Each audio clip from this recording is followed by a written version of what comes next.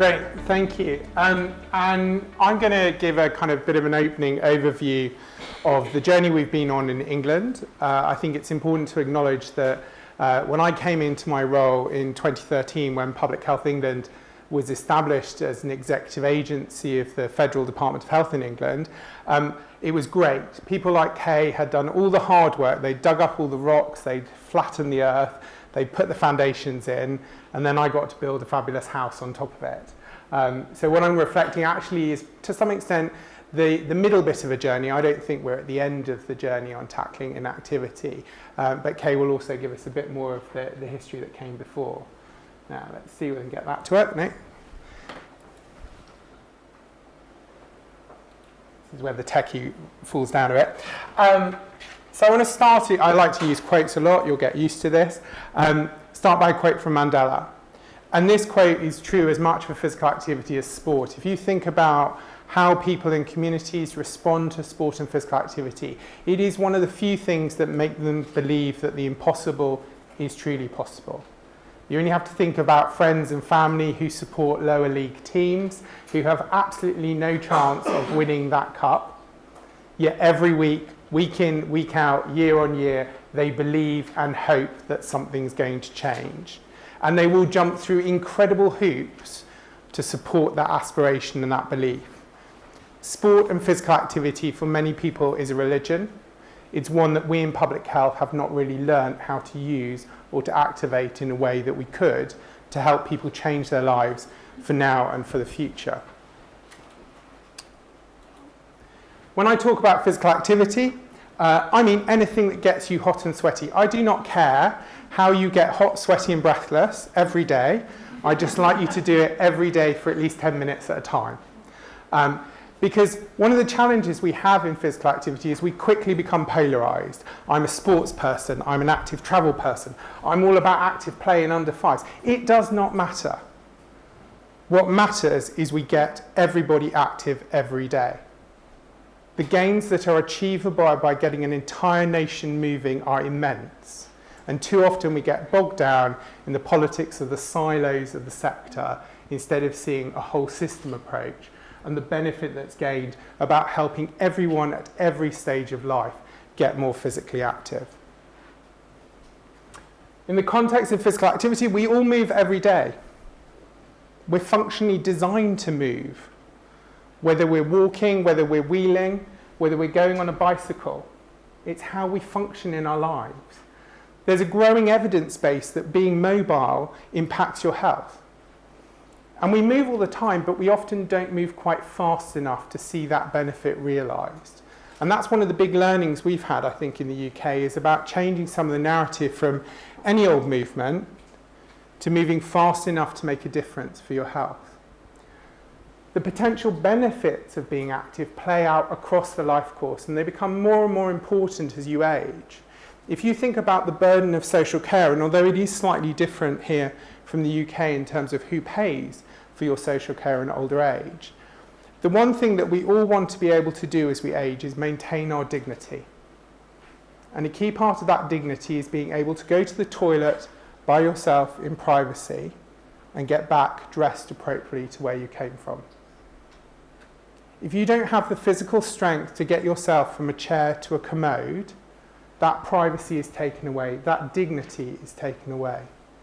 You are completely reliant on someone else to look after you, to dress you, to help you go to the toilet in those most private moments. And none of us really want to have an old age in which we're going to spend 20 years with someone else wiping our bums.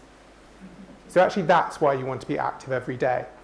It's an important economic reason to be active every day, but a very personal reason that actually I want to have an older life in which I can go and see my mates when I want to, I can dress myself how I want to, I can go to the toilet on my own. I don't know how prevalent the context of life course here is, but we talk in the UK about life course being an approach where through life you pick up burdens. Think of it as picking up shopping bags. For those of us who are over shoppers, you pick up too many bags and you end up kind of weighed down and shuffling a bit as you struggle to carry those bags. And the context of the life course is the same. There are certain things, behaviours, insults, etc. that happen during life that weigh you down, and they weigh you down for the rest of your life. And there are things that you can do, like becoming more active, which allows you to put some of those shopping bags down. Yet we know from the data, and this is Australian data, that actually as you age, you become more inactive. And when I talk about inactivity, I'm not talking about people doing 149 minutes of moderate physical activity a week. I'm talking about people doing less than 30 minutes of moderate activity a week. Those are the people who are at the highest level of burdens of disease, of social isolation, the people for whom we can make really meaningful differences at large quantum scales by just getting them above 30 minutes of regular physical activity every week.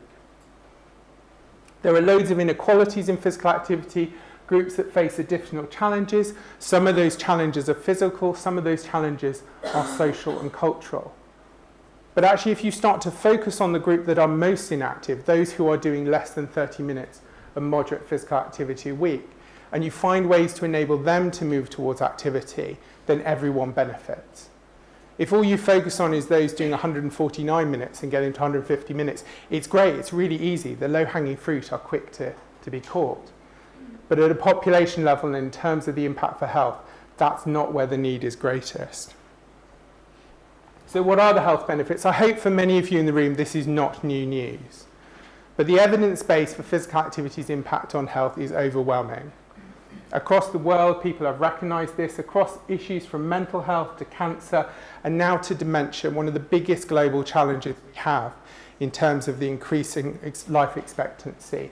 And the fact that physical activity not just reduces your risk of dementia, but if you live with cognitive impairment and we can help you to be more physically active, it can reduce the symptoms of cognitive impairment and improve your quality of life and the quality of life of your carer. Programs like Dancing with Dementia have demonstrated that actually you can do a lot to make life with dementia better. And we need to ensure that everyone who has dementia has that opportunity to achieve that life gain. But the benefits are more than just health. If you think about the early years, and if any of you have children or know parents with children, there's that point at about 2 weeks when people stop visiting, bringing flowers, doing your laundry for you, all the things that you really need when you're a new parent. And you're still stuck with this little bundle of joy that cries and doesn't tell you what it wants, and is quite demanding, and it's quite draining, and probably your other half's gone back to work. And that's the point at which that social isolation hits. And that's the point at which postnatal depression can be incredibly dangerous, both for the mother and child. Yet if we can get mums and children engaged in early years physical activity, buggy fit type programs, etc., it gets them out, it gives them socialization, it gives them social networks.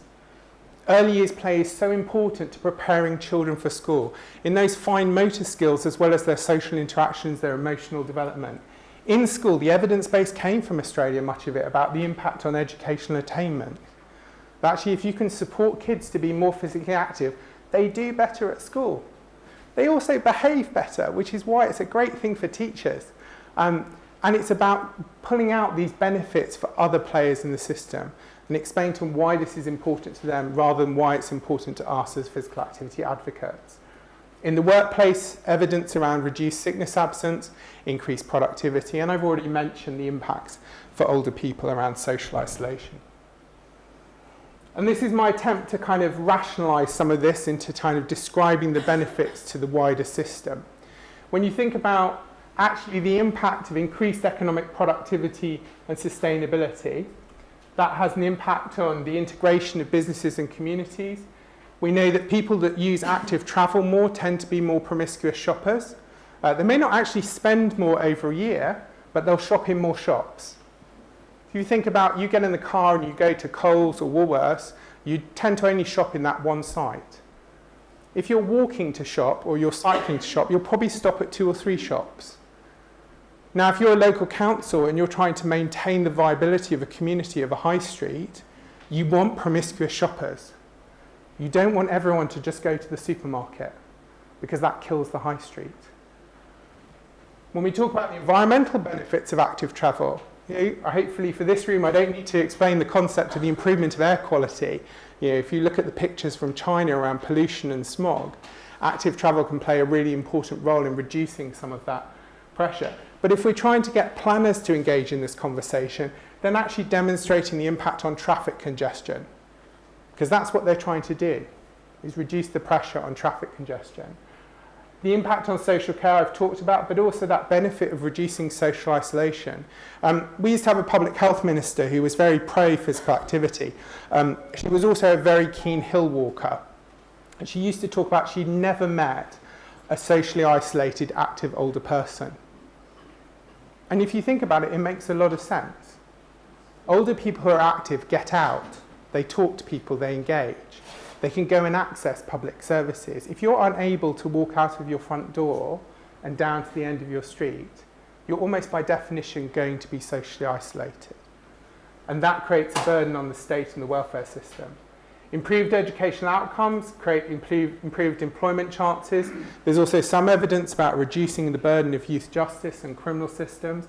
And all of that creates a more viable population for employment. And if, like us in the UK, you're desperate to enhance the gross domestic product, and it's all about UK PLC or Australia PLC, what you want to do is have a population that's attractive to businesses to invest in. And an active population is a healthier population, and therefore a population who is ready and able to work. And those are the arguments which become really important when you're trying to position physical activity in an approach across government, both at a national and for you at a state level. It's important you have the data and the evidence. We have a series of surveys that collect data in different places, I think much as the challenges you have here. And some of this is about how you correlate it. This graph at the top just plots the percentage of adults doing 150 minutes in a local authority area against the prevalence of type 2 diabetes. And unsurprisingly, there's a correlation. The more active the population, the less type 2 diabetes you have. Not rocket science when you look at the evidence base. Each of these little blobs is a different local council. Very useful way of visualizing data and evidence for politicians. Because no one really wants to be the one right up there in the top corner. This one's an anomaly. You always get those. But basically, everyone wants to be this little group down here. And actually presenting it in this way makes it quite helpful to explain what's going on. So what we did in England, and Kay will talk about what preceded Everybody Active Every Day, is we brought together the evidence. We consulted with over 1,000 different organisations and individuals. We looked internationally at who'd done what, where could we learn. You know, life's too short to continually reinvent the wheel. And I suppose my biggest call to you all is, with the huge opportunities you have at the moment, don't take 20 years to reinvent the wheel. Take what we've done, borrow it with pride, and build on it. There's no point just reinventing it. There's an evidence base for creating an active society, moving professionals, moving at scales, and creating active environments. And I'll talk through those 4 domains quickly now. Getting Active Every Day was the start of a kind of journey for us as PHE. It was published a year after we came into existence. Shortly after that was Sporting Future, which was the national sports and physical activity strategy, and perhaps reflects part of the journey, and Kay will talk in more detail about this. But I wanted to highlight this key message from it. We want everyone in England, regardless of age, background, or level of ability, to feel able to engage in sport and physical activity. That is our national commitment. Everyone, irrespective of age, of background, or ability. Everyone active every day in every way they possibly can be. So creating an active society is about changing the social narrative. How do we get to a position where everyone just walks out their front door in the morning and walks down the street rather than getting in their car? And that's a challenge. We do this primarily through social marketing. We have a children's campaign called Change for Life, which has about 2.7 million children and families engaged in it. There are 2 core themes, physical activity and healthy eating. And then the physical activity side, we partnered with Disney to develop the 10-minute shake-up campaign. So kids sign up to be part of Team Frozen or Team Cars or Team Fairies. They get a branded 10-minute watch timer and a series of 10-minute physical activity games. which are aligned to their characters, and they record their data through a website portal, and at the end of the programme we'd say which team won. And last year it was Team Frozen by a mile. So I don't know what Eliza and the others were doing, but it worked. What's been fascinating in this is both the independent evaluation shows that 3 to 6 months after the campaign, children are still maintaining increased physical activity every day. Parents like it because as well as 10-minute physical activity games, we also have wind-down exercises which are branded with the characters as well. It's a great partnership for us because Disney is pretty much a whiter-than-white company because as you can imagine, for a company that markets primarily to children, they are terrified of things that are corrupt that image. But we work very hard on the ethics of this partnership, and it's a campaign that's won 4 global marketing awards in the commercial sector a couple of weeks ago. We built on this with our adult campaign, 1U, which is targeted at adults and does a similar thing, but it uses a Facebook-style quiz to engage people, and it launched earlier in 2016. 2.1 million people completed the quiz. 75% of those who completed the quiz did something different in terms of their lifestyle behaviour as a result of the quiz. It was engaging with that message about people in 40 to 60 age group are sandwiched between their children and their dependent parents. No one ever stops them to say, how are you? It's a really powerful message to lever off and to build and engage with. And we worked in partnership with a range of private sector organisations as well. I don't think I need to talk too much about This Girl Can. I know in this country you've looked a lot at this campaign. It's been doing fantastic work to engage women and girls in terms of addressing their concerns. And I suppose the key message to pull on this in terms of active society is that if you want to change the social narrative, you have to understand the current social narrative. There is massive amount of market insight research that goes on behind all these campaigns, continually again and again to hear what are the voices in people's heads that are stopping them getting active. What are the phrases that they think about, those barriers that happen up here that are quite hard to see at a national or federal level? And how do we then translate that into messages that address them? And we built a network across government using that evidence base of impact to other people's priorities. This is not about saying get physically active for physically active's sake. It's not about playing sport for sport's sake. It's about you get physically active because this is going to pay back in education, in terms of environment, in terms of economic development. We focused on moving professionals because professionals have a structured education program and professionals are who you turn to when you've got issues and concerns. When you want advice, you ring a professional. You go and see your doctor. And so we built into their structured education program of undergraduate, postgraduate and continuing professional development a series of resources as well as face-to-face teaching to change the way, not just now, but also for the future. We spend too much time trying to retrofit into healthcare professionals teaching behaviour change. It's a waste of time. We just keep doing it year on, and then we churn them out of medical school not knowing how to do it. So we're changing that. We're building it into medical school. But we're building it in a way that it's tagged into their existing teaching, not here's a special study module on physical activity. Because if you say here's a special lecture on this, the people who care about it who come, the people who need to know don't. So it's woven through their approach. Creating active environments, it's all very well telling people to get physically active, but if you put a great big freeway across the middle of the city in their communities, it kind of blocks their route to being active. But actually, why you get people to change the environment isn't always for health. If it's about the ageing population, it's about disability inclusion, that's fine. I do not care why you drop the curb, just please drop the curb, because it will help people get more physically active. And we produce co-produced planning guidance, etc., with a range of different partners. From horticulture as well, the gardening sector. As you age, gardening is one of the many ways that where we see an increase of physical activity through gardening as people age. But also working with workplaces to talk about the design and the environment in which people work. Moving at scale is about using the evidence base effectively. We're fantastic in England at writing beautiful documents that sit on beautiful carved wood bookshelves, and no one reads them. So moving at scale is actually about how do you implement the evidence base in practice? How do you get it out there and weave it into practice? One of the things we did was do a case study collation where we said to people, tell us what you're doing. Here's a format, fill it in against our standard evaluation framework, and 960 people did, and 25 of them were considered promising, and only 3 of them were considered good.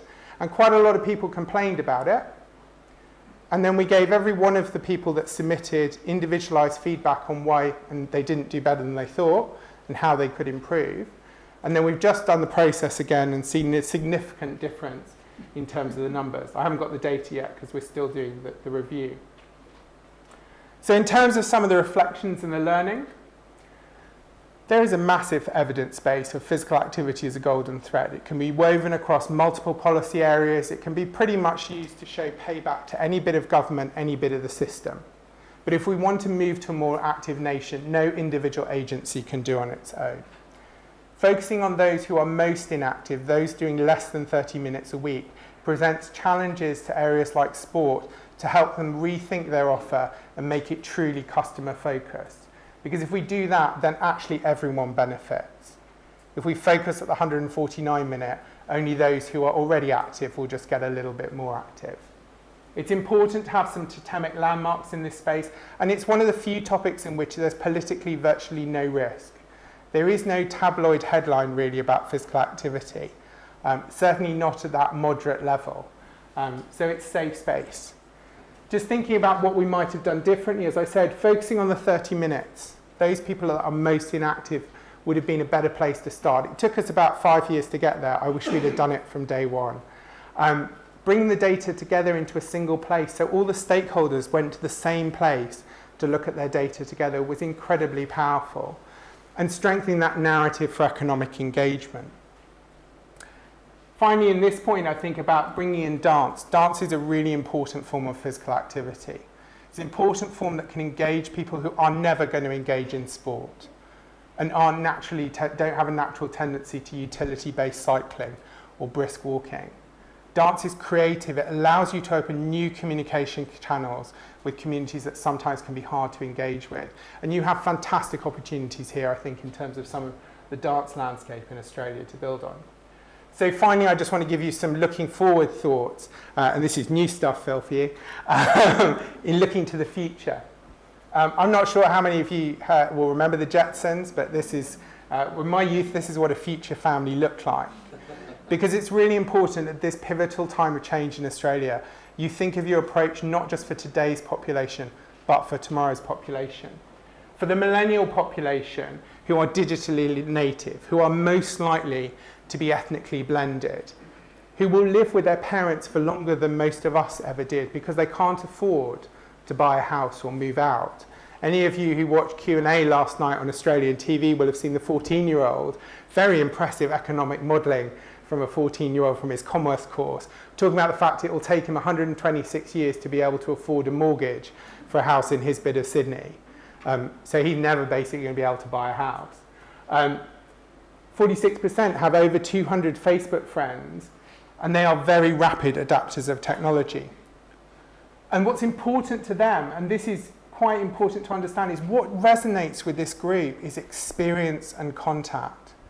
It's not really higher wages, it's actually those flexibilities in life, it's the connecting spaces, it's the training and development.